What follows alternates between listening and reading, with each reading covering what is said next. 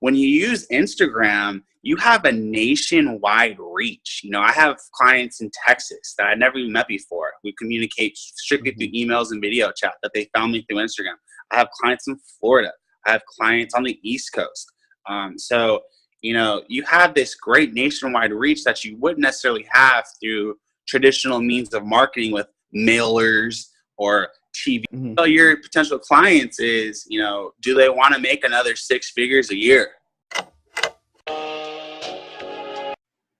Hey guys, we have Louie Vazquez out of Vazquez and Family Incorporated. They're out of the Alamitos or Long Beach area for you national viewers out there. And I got the chance to meet up with Louie in the first few weeks. Even when I started my business, I went over to his office because I really liked the way he was marketing on social that I saw hardly any other accountants marketing that way. So we'll get into that in the show.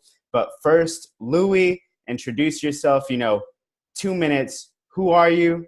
Accounting, you got your own firm. How'd you get here?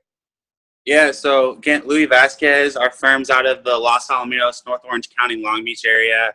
I've had my own firm. This is my 3rd year in business.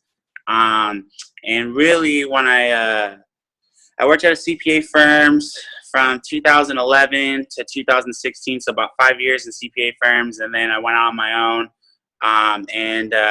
Really what's been pivotal for our growth and how we've been able to grow so quickly has been revolving around our utilization of Instagram and social media. When I first started my business, I would like to say I'm a good salesperson. When I first started my business, really what I was doing is cold calling 30 to 50 businesses a day. And that had some traction.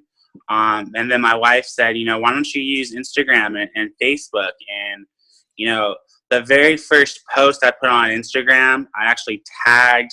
I had a client that was already somewhat of an influencer. They had about 60,000 followers. So I put a post and I tagged my client that I was helping out. And from that first post, I got 5 clients off that first post. And after that, that's where I put all of my time and effort was into Instagram. And right now we have just over 300 clients. We're on track to do about $200,000 this year in gross billings. And, I'm all about the marketing aspects of firms and, really the best way to market if you're any type of business, regardless of CPA firm, law firm, any type of business, if you're not active on social media, you're really sitting around wondering, why don't I have anyone calling, or why isn't anyone coming into my store? Yeah, no, I really like the way you market on social. Like I said before, guys, that's the reason. If you go on my YouTube, you'll see a video where, it's Louie and I sitting down, and that's the first time we're meeting, talking about everything.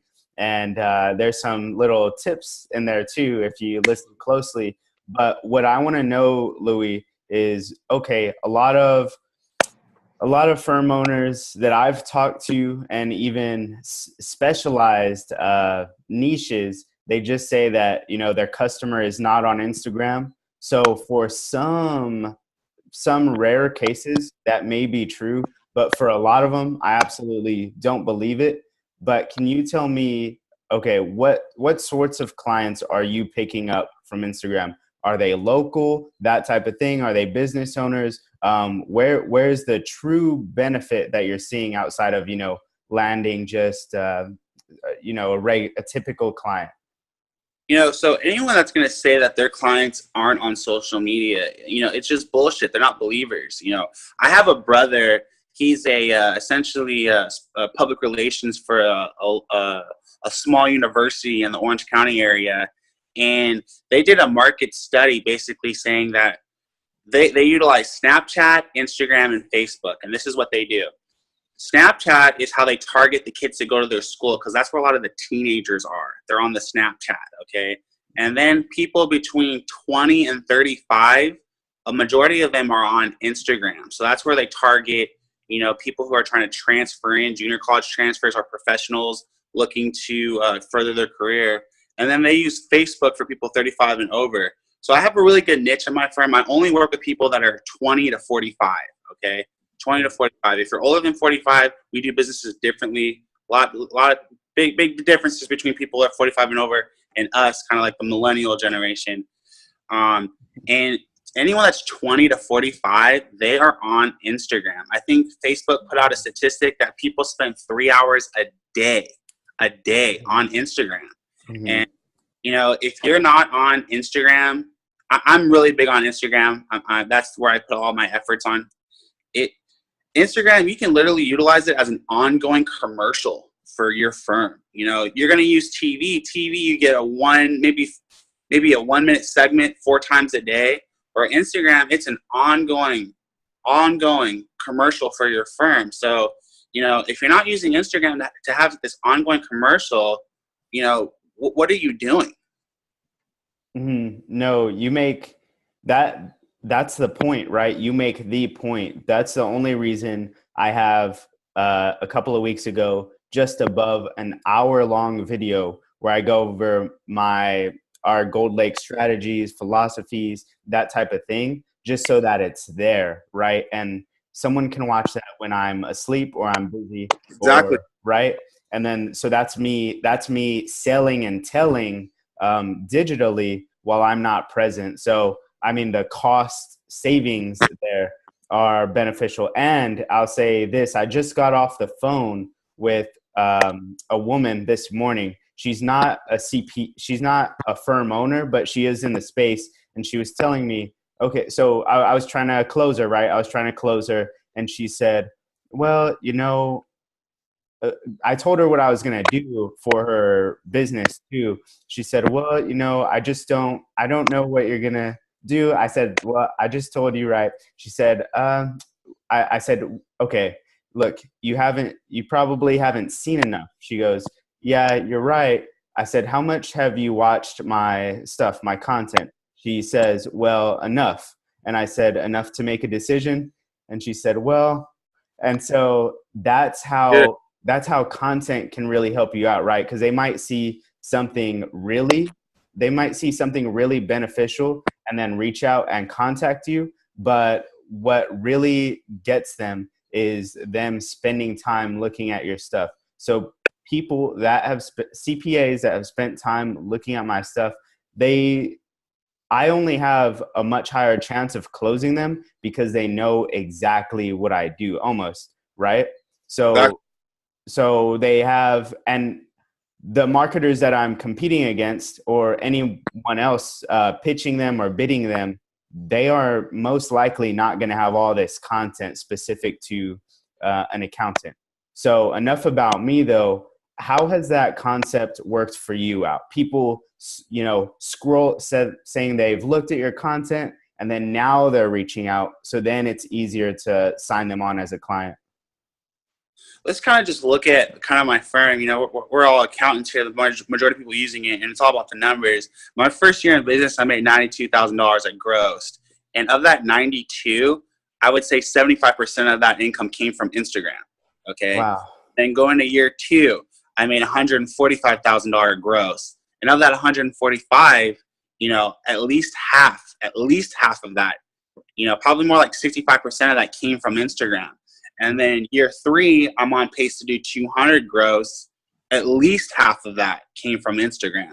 So, you know, Instagram is literally a 6-figure lead generator for me. So, you know, I'm starting to transition to doing how to kind of get side clients if you're already a CPA at a firm, or if you're looking to transition and start your own firm. Mm-hmm. I'm going to seminars on how to utilize social media, not necessarily competing with you, but more for the people looking to start. If you're not out there, if you're working full time and you're not making at least $1,000 a month doing freelance work and getting those clients through social media, you know, you're missing out on a lot. And then for the firm owners, what I would tell them is you can use Instagram, social media as essentially your free consultation, right?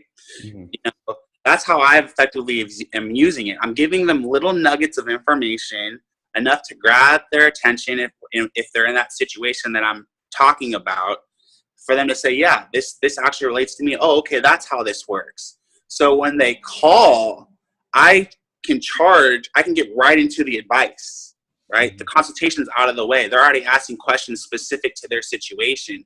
So you can, instead of doing that free hour-long consultation where you're hearing, you know, all their BS, when they call, you can say, look, you've seen my Instagram. It sounds like you've been educated off of that. Okay, let's talk about your situation. I bill at $3.50 an hour. So when people call in, I'm already going right into billing. Mm-hmm, mm-hmm. You know, they already have a good concept of everything from the consultation I've essentially done through my Instagram videos, and it speeds up significantly the lead to client essentially system, the phase of that aspect. Mm-hmm. Okay, no, I completely agree. And so staying on that topic, and by the way, I really, I like the way you've kind of shortened that process, because I've sort of done the same thing too. But at the beginning, I was wasting time a little bit. I was making a few mistakes that took it longer, the whole process. But Sure. so can you speak to that in your first year, some of the challenges coming out of the gate? Because there are CPAs watching this, or accountants that are ready to quit their job or leave their firm and start their own. So the beginning days, the dog days, okay? Talk about that a little bit. Yeah, so the first piece of advice, I actually started doing kind of a side hustle on the side back in 2015 while I was still an employee. And that's my first piece of advice. Don't quit and then think you can replace your income, your monthly income, annual income right off the bat. I started doing just a little bit of side consultation, and it eventually got to a point where I was making $2,500, billing at $50 an hour, making $2,500 a month consistently. And then I'm working 50 plus hours a week at a firm, making $4,500. So I kind of analyze, you know, I'm billing $50 an hour, making really good money. So then I eventually made the leap and started my own firm. So do a little bit of side consultation. Do your friends and family's taxes. You know, at church, I'm sure there's someone there that owns a laundromat or is a gardener. Give them a little bit of tip. You know, how an S corporation works. Give a little bit of nuggets of advice to your friends and family. See how that goes, and then you know, practice on them. And then, you know, my first year in business, I made every mistake in the book. You know, till this day, I still make mistakes. I'm not going to act like I know everything. Mm-hmm. I have become a much better business owner over the time, but that's a process that you just have to learn. You know, becoming a business owner, it's not taught anywhere. It's all learning on the job. So my advice for someone that wants to quit is, first, see if you can get $15 to $2,500 a month. Can you get that from as a side hustle at night and on weekends? Okay, can you do that? And once you achieve that, once you're making $2,500 a month from freelance work, quit your job. Just quit it. Just make the leap. Because if you're making $2,500 a month working part-time freelance work at nights and weekends, once you full time, you'll be able to replace your $5,000, $6,000, $7,000 a month income that you're slaving away for at a firm. So that would be my advice. And then first year, my biggest piece of advice: get a deposit before you start any work. Okay, I had a real estate agent did 3 years of accounting and back taxes, and I actually filed each return, because he would say, yeah, I'll get it to you when it's all done. I'll get it to you when it's all done. And I'm just so eager to get work. And, you know, it's like it was like $5,000 with the fees. It was like this big project. I blew through it, did it all, you know, 36 months of accounting, you know, 3 years of S Corp and 1040 tax returns. And then once it was all done, I said, hey, we're done. You know, here's how much you owe. I can get you on a payment plan. I never heard from the guy again. You know, I lost the money. Yeah. So get a deposit, and then reach out to any buddies that you might have that are lawyers and say, and see if they can help you out with an engagement agreement. Okay, so get a deposit before you start any work, and get an engagement agreement signed before you start any work. That's my biggest piece of advice. So that way, that was a $5,000 lesson for me. Right. And so those engagement agreements, are you able currently to send those out pretty fast to a client? Yeah. My office manager, we have a form that I fill out, or staff fills out, and then it goes to the office manager, and then the office manager emails it to the client. The engagement agreement, the invoice. No, really cool. Yeah, because I mean, me and myself, I mean, I'm almost 5 months in, but I did mess up at the beginning. Sure. Like, you will not believe how much time I wasted.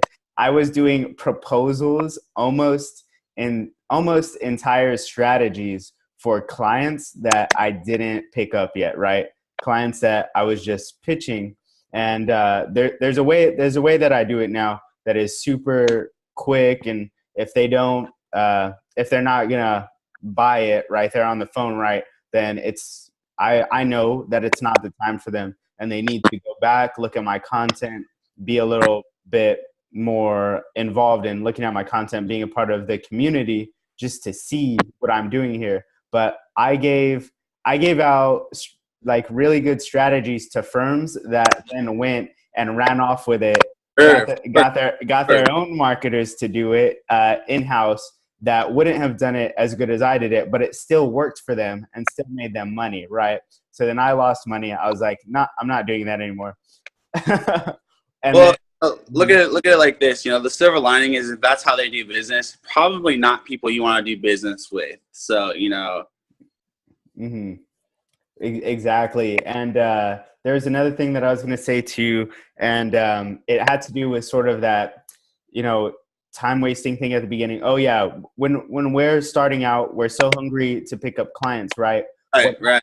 One thing that happened to me in the first month that my mentor kind of saved me from was I got this really big pitch. I got this really big opportunity from a 20-plus-year-old practice. I won't say who they are, but they were saying, we've been stagnant. We see what you're doing. Can you do this for us? But since you're new, do it for us first. We want to see the ROI. Give us some free work. And if it works, then we'll go ahead and do it for you.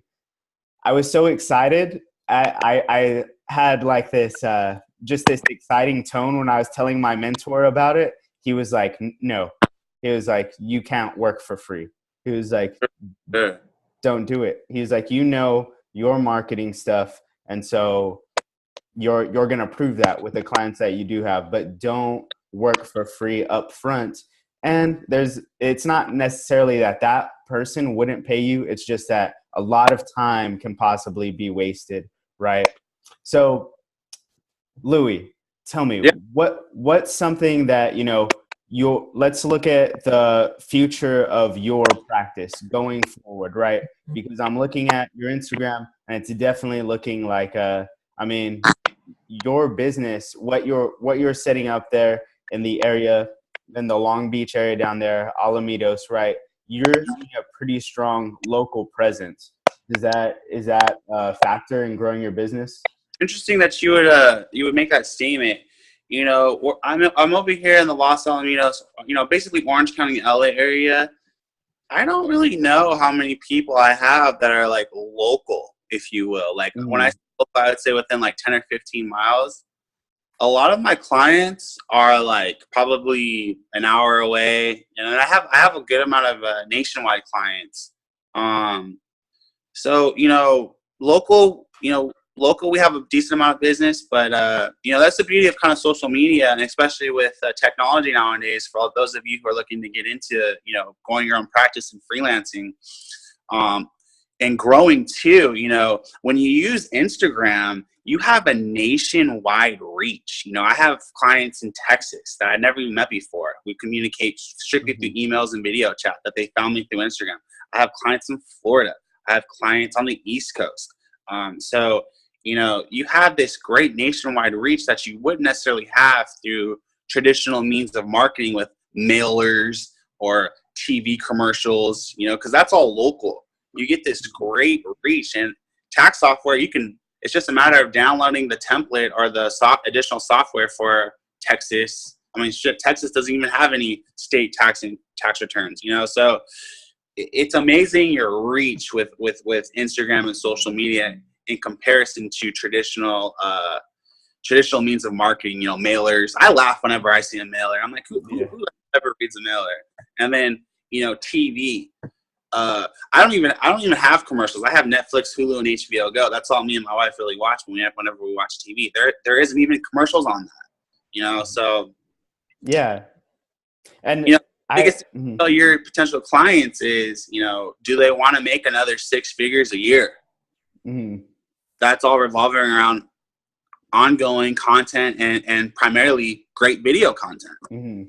Hear me out, Louie. Besides Instagram alone being able to make six figures, what I've been saying and I haven't said it too much, but it's somewhere in my content.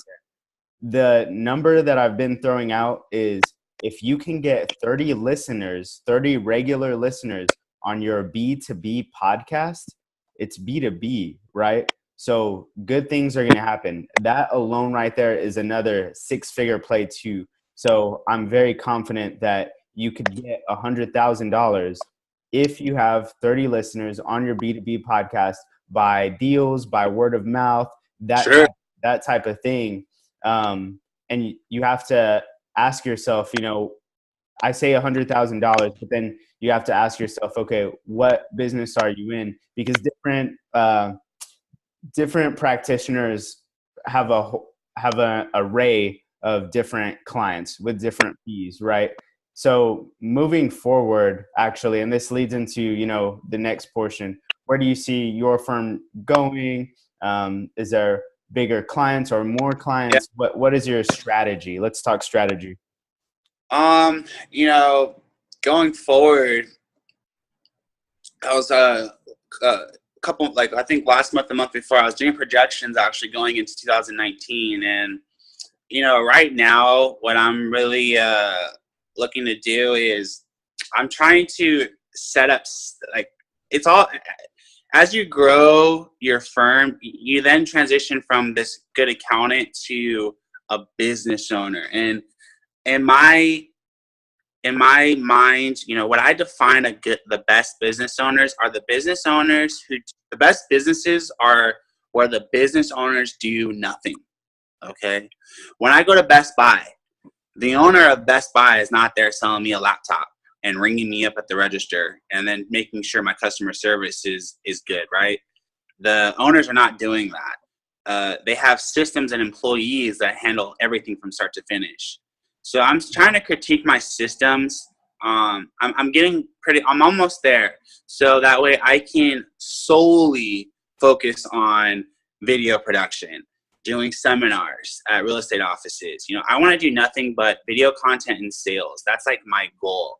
I kind of feel like, doing everything on my own, the most I can make was $100,000. That's what happened my first year. So the more and more I can delegate and have effective systems and train staff, that's where I'll be able to go from, a $200,000 a year firm to a $500,000 a year firm or $1 million a year firm.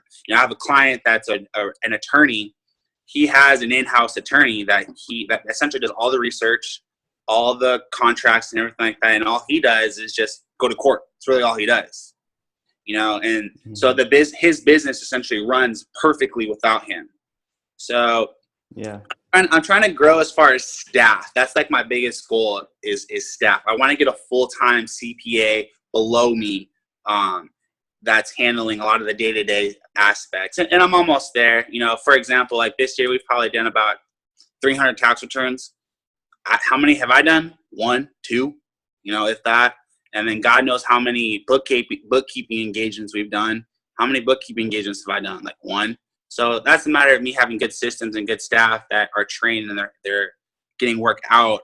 And it's just, I'm just really trying to grow. Client-wise, we have a pretty defined client demographic. We want to work with business owners, 20 to 45. I don't want to work with individuals unless you're in a really complex situation.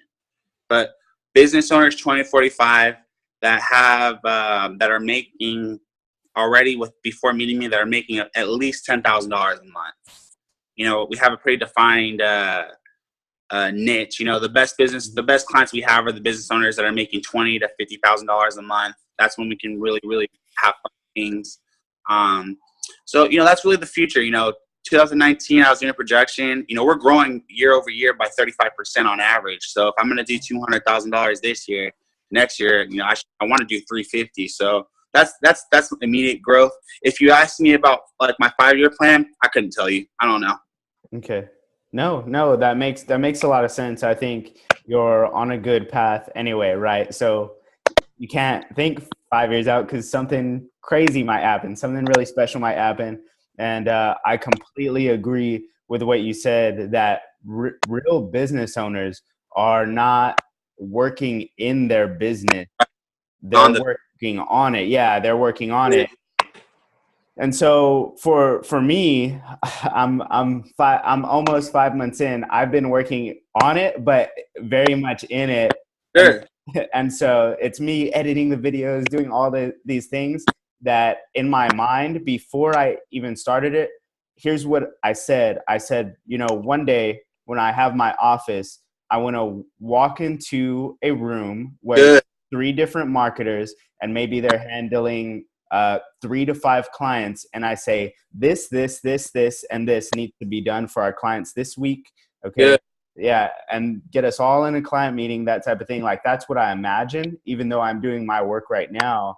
And then my next steps to get there are having, because I just can't afford staff right now without investment, are to have a couple of interns do very easy things like editing easy videos that will just save me so much time.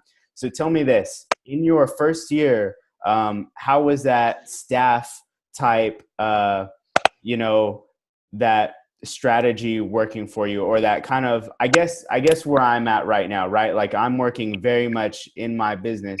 So those accountants that are working very much in their business, how do they transition to more where you are? And then you're looking at the next phase right now. Yeah, you know, my first year, you know, I can just, you know, I can totally, I'm just bringing back memories to when I was only 6 months into it, you know, talking to you. My first year, I did it all myself, okay? Did it all myself. And then half of the second year, I continued to do it all myself because my thought process was, I don't want to spend money on staff. I can work 80, 90 hours a week, and I can do everything myself. So, you know, when you first start, you just don't have the capital to afford, you know, help. I would potentially look into a local college for you, a local junior college, and see if someone would be willing to work as an intern unpaid for a startup that's making moves. It's amazing how many college students, sophomores, juniors are willing to work for free as an intern in exchange for the experience and a good letter of recommendation. Okay. So I would actually field that maybe through Craigslist and Indeed, you know, local marketing startup looking for college unpaid interns. I guarantee you'll have someone that's going to see your vision and hustle for you, because if they do a good job, maybe in 6 months from now, they'll be able to get paid $13, $14, $15, $20 an hour. Does that make sense? So my first year I did all myself. Half of my second year I did all myself.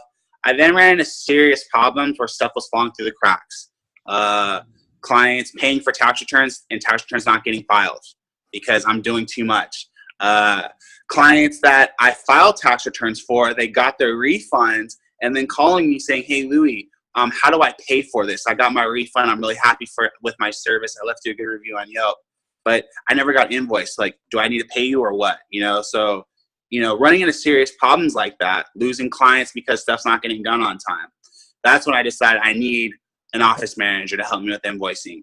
And then I need an accountant. So that was probably about 18 months into the business before I figured out I really need help. And that's like a big piece of advice, is try to get help as soon as possible. And I would go with that unpaid internship labor system. I'm sure you'll get someone. And then it's getting systems in place. It took us probably 6 months, me, my office manager, and my senior staff accountant. We worked together for 6 months saying, okay, if this happens, this is how you respond. Does that make sense? When you get a bank statement, this is what we need to do with it. All right. When we get the tax documents, this is how you prepare the tax return. So we really worked together for 6 months, a lot, putting together systems so that way when they come into work, they know what to do. Because when you hire labor and you don't have systems in place, they're going to look to you and say, what do I do? And I'm just going to be like, fuck, we got to really work on this, don't we? So, you know, it took us about 6 months of putting systems into place. So what I would do for you, you have this vision of how you want to have employees in this office. Start working on, like, okay, my office manager, this is what I want them to do. My marketer, this is what I want them to do. This is how I want them to do it. Does that make sense? they're sponges. You can train them to do things exactly how you want it done. So, this is how I want them to communicate with clients. This is how formal I want them to be, because all those questions they're going to ask. So, that's the fun part when you're growing. I call them growing pains, and then failure. Okay. Failure. I failed so much. I've made so many failures. I've made so many fuck ups. It's like unbelievable. But those are learning opportunities. Okay. When we had a client call in 2 months ago, they're doing $40,000 a month, manufacturing company. My office manager took the call, and she just forgot to tell me about it. Okay, so that's a crack in my system. That's a failure, right? So rather than saying, "Oh man, we lost a client that's making $40,000 a month," we could be billing them $1,000 a month for accounting services, and then another $1,000 for tax prep. That's $8,000 a year essentially. We can probably be billing them $8,000 to $15,000 a year, depending on how aggressive I am with my fees. Instead of focusing on everything I missed, I said, okay, we have an issue with our system. We failed here. Let's analyze the situation. How can we make sure that this doesn't happen again? And basically turn a failure into a success. The failures are learning opportunities. A lot of accountants, they're so, I have my tax return all done right and all my numbers tied out to a work paper. They're so focused on being perfectionists.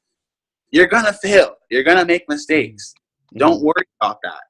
Analyze the mistake and make sure it doesn't happen again. So you just opened up about failures you're experiencing.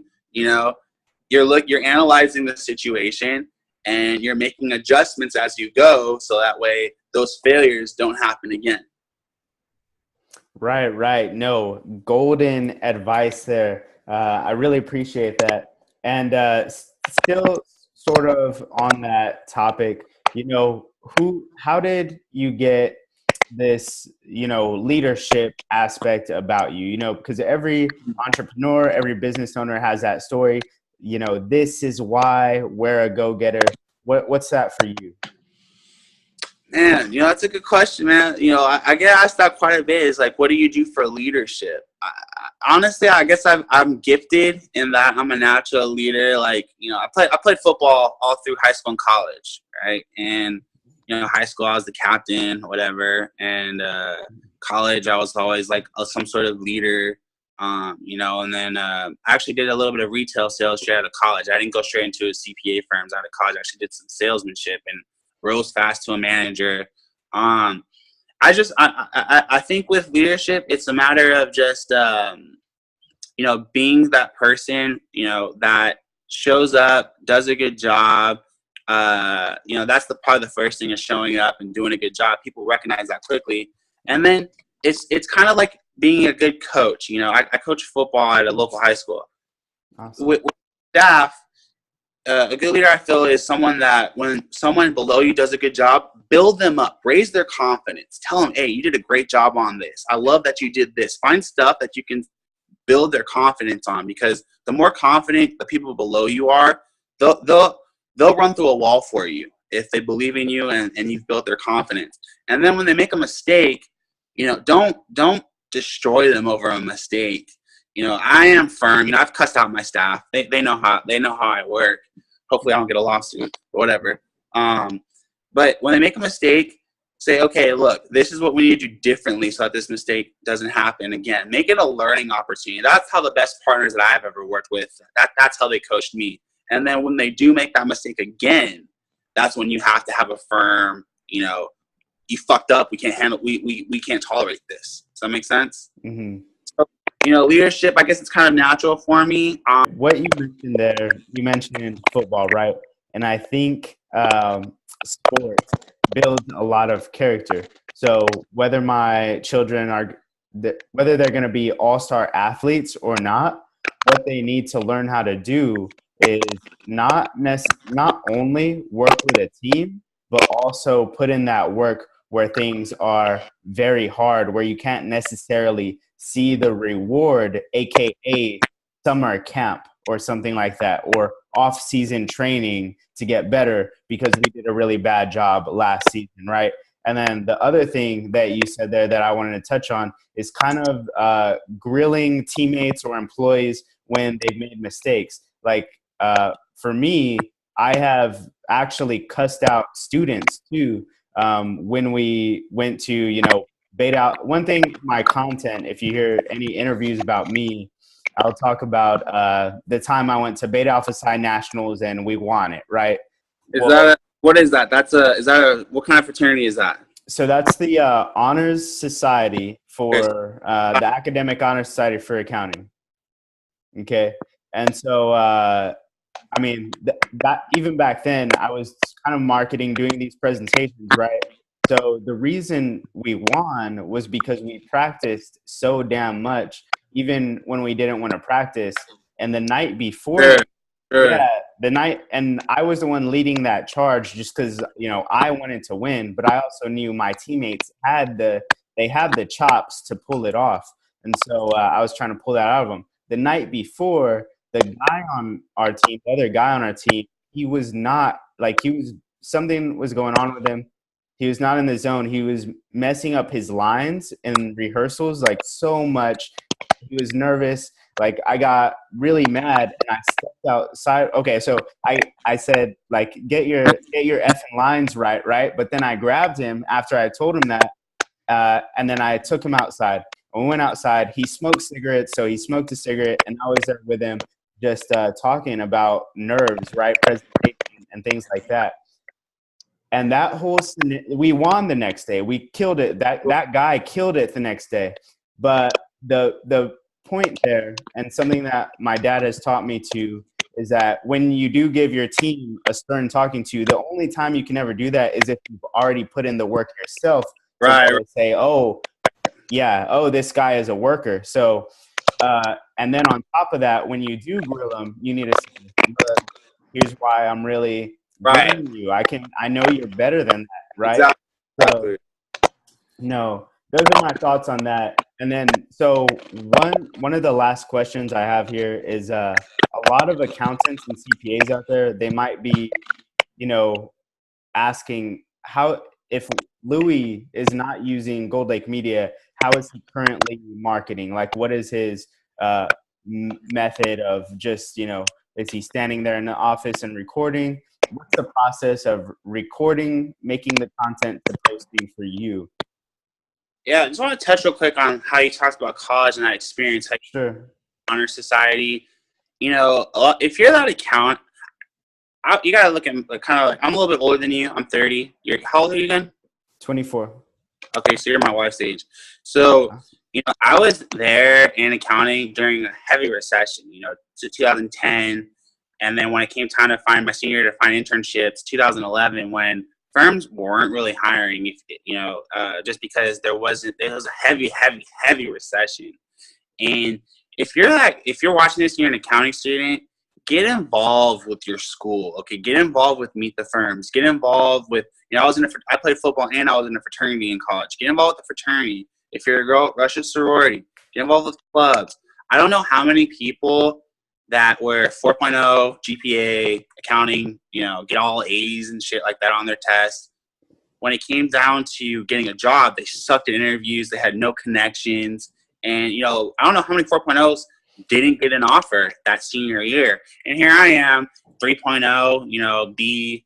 Here, I get an A here and there, but mainly B's and C's, but I was involved. And I had this good network, and I had an internship with the regional firm, and I only had a 3.0. So, you know, get involved. Don't be that person that just goes to class, goes to lecture, maybe helps out with a project, and then goes home. Meet people, you know, meet people. I used to say I hate hanging out with the accounting majors. I hang out with common marketing majors, you know. So that's really good advice for those of you in college. And then when I just all it takes is a phone. Okay, if you look at some of my past videos, I laugh at them when I see them, but they're still there. I would just literally take my phone and, you know, turn it around and say, okay, you know, this is how an S corporation works. This is how, you know, if you're a business owner, you have income. You need to track your expenses because you're not taxed on your income. You're taxed on what's left over after your expenses. You know, little nuggets. I would just take my phone and and record. You know, it's funny that when I see that. And then, you know, as your business is growing because you're putting out a lot of content, you'll then be able to afford I have a videographer that I pay, you know, pretty much just shy of $1,000 a month. And you'll be able to afford that videographer to come in and film, you know, 5 videos in an hour and be able to edit it all for you. So that will all come in time. Don't think, you know, I started from nothing. I just posted on my Instagram story that I made $194 my first year in business. I started with shit. I built this from my ground up. Mom and daddy didn't help me. You know, I saved up money. I didn't get a loan or an investment. I saved up money when I was working at a firm, so I had capital to start a business. You know, if I can do that, anyone can do that. And a lot of my success is attributed to, you know, really Instagram and social media. So, you know, if you look at some of my posts, I would just 3, 4, 5 times a day, I'd post a good picture that I saw that related to accounting. So just content. People love content. I go on my Instagram because I want to be entertained. I want to look at something and say, oh, that's cool. I like that. Or, oh, this was good. I'm going to comment on that. All it takes is a video. You don't have to have Grant Cardone level video content. And I've known about Grant Cardone since 2011 when he was nothing more than a car sales training person. And I actually assisted on Grant Cardone's tax return in 2011. You know, all these people started with nothing, and it takes time to get to be a Mark Cuban. Mark Cuban's what, 6 years old now? I want to be Mark Cuban. I love that guy. I want to meet him too. But I'm not going to 3 years in business. I don't even want to compare myself to Mark Cuban. You know, so don't compare yourself to me starting out. You know, I'm on pace to gross $200,000. That's great, but it took me 3 years to get there. Okay, you know, so don't compare yourself. You'll run into it'll mess with your head. It'll really mess with your head. You know, my first month of this, I made $194. My second month, I made like $1,500. You know, so I started there. I know exactly what a lot of these people are going through, but all it takes, like in poker, all it takes is a chip and a chair, and you can be successful in poker. Well, in today's day and age with social media and marketing, all it takes is a phone. Everyone has a phone. Use it as a weapon. No, I think I'm not even going to say anything. I think that's a perfect way to send this interview off into the sunset. And if you have anything else to say, or if you want to let them know where they can find you and follow you, feel free. Yeah, you can follow me on Instagram, you know, at Vazquez and Family Inc. I still manage all my Instagram. I haven't outsourced that yet. So you can DM me on there if you have any questions. I have quite a few people that reach out to me and ask me about questions. And then on my Instagram, I have all my contact information. And, you know, if you're looking to start a firm, you know, I'd love to talk to you, give you like a little bit of nuggets. And I will be transitioning more into seminars for that CPA. That CPA, that enrolled agent, or that senior accountant that's 4 or 5 years of experience, that has a good grasp on how to do things. And you want to bill $150 an hour for your time instead of getting paid $20 to $40 an hour, you know, slaving away at a firm. You know, I will do seminars on how to do that. And just, you know, real fast one, you know, before we go, we're both go-getters. Startup, okay? You want to be a startup. You know, a lot of people want to be a startup. You know, they want to be that Shark Tank startup. In order to be a startup, you have to start, okay? So, you know, I see some people get caught up in this business plan. I hate business plan. People call me and say, hey, can you analyze my business plan? I'll say, yeah, fuck your business plan. Go out there and start, okay? Nice. Then start making money. Start getting people to use your service. Then we can start critiquing what you're doing. So, you know, that's kind of like my last little nugget, motivational piece of advice. You can touch on anything else before we close out. No, I love it. I'm going to go ahead and leave it at that. I'll go ahead and link Louie's information below, guys. Definitely go check out his Instagram. I think a lot of things that he's doing, you could take advantage of in your market or your niche, right? So really good resource. Use them, reach out to him. And as always, that's the show.